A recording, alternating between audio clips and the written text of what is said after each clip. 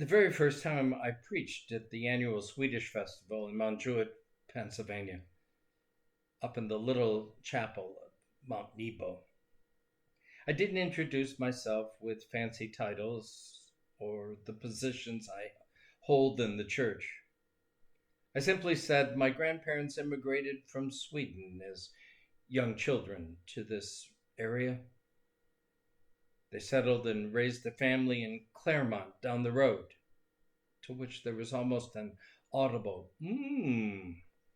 I've learned since that growing up in Claremont was kind of like growing up in the south side of Chicago.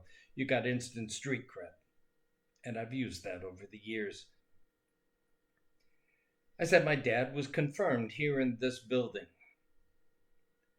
and I had a rather infamous uncle by the name of Artie who lived in town. Perhaps you knew him. At the end of the service, I was greeting people at the door, and this elderly man came out, probably well into his 90s, I would guess. And he looked at me intently with steel blue eyes and put his finger in my face, and he said, "I know you." And with that, he walked on. But in that instant, I knew I would be back, because here was a place that knew me. It's one of those innate cravings we have to be known for who we are. And yet at the same time, there's that scary piece. If they really knew who we are, they wouldn't like us. But the other is still so much stronger. We want to be known. And marketing and advertising love to take advantage of that wanting to be known. And they pretend that they really know us, but they know us only for our ability to consume. We all have had it happen. We search something online, or even I find these days, if I look at something long enough in the store, the next thing I know is that my internet feed is blowing up with similar products. You need this, obviously.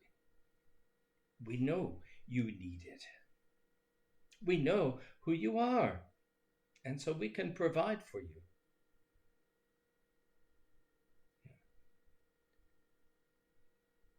They know a statistical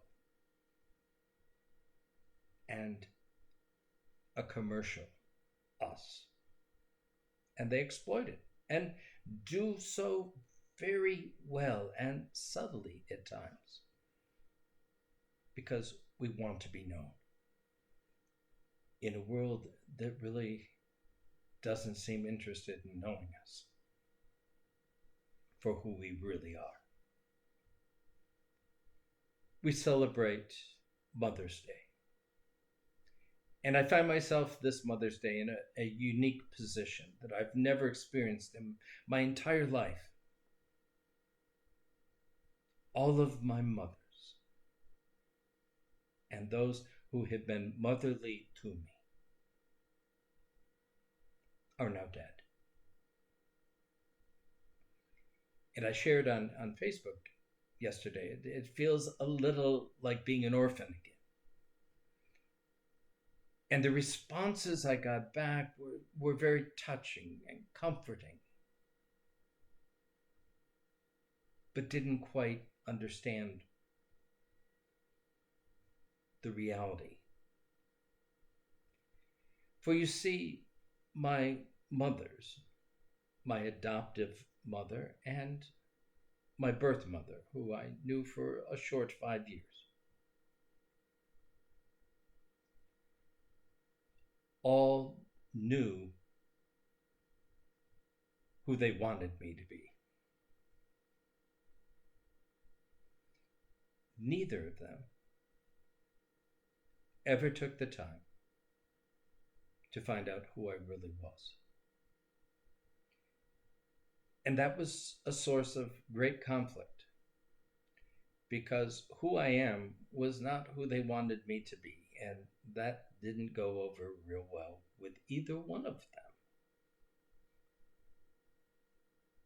They never did know me. On the other hand, there were half a dozen or so, perhaps a few more, women in my life, mothers, who took the time to get to know me, who knew who I really was, the dark side and everything. And they still loved me. They still cared for me. They still watched over me. They were my advisors. They were my challengers. They taught me much because they knew who I really was. It's that kind of a knowing that Jesus talks about in John's Gospel when he's talking about being a good shepherd, a model shepherd. He says one of the characteristics of a model shepherd is that the shepherd knows his sheep and his sheep know him. When Jesus talks about shepherds, he's usually talking about leadership. And the contrast in John's Gospel is pretty clear. Jesus is a shepherd that knows his sheep, unlike those rulers of the day who are only in it for themselves. Sound familiar?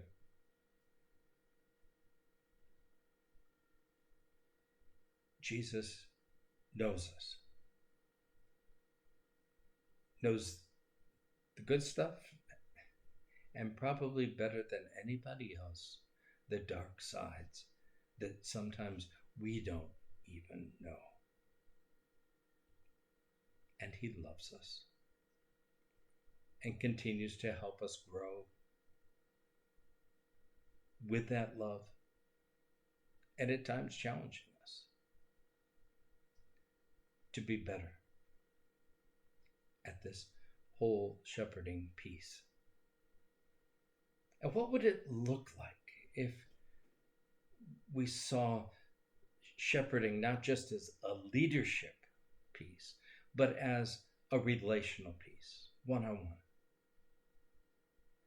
What if we took the time to know the sheep around us, our fellow sheep, not just as leaders, but as real people? What if we sat and spent time getting to know who they really are and continue to walk with them? It doesn't mean we always have to like everything about them, but we understand them and we love them anyway.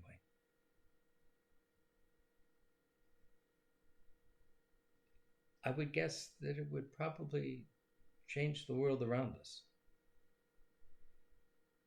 And if nothing else, will change us. And I would argue for the better. To be known. To be known by mothers and fathers and brothers and sisters, and even the occasional stray shepherd that wanders in and out of our lives. What a gift to have. What a gift to be.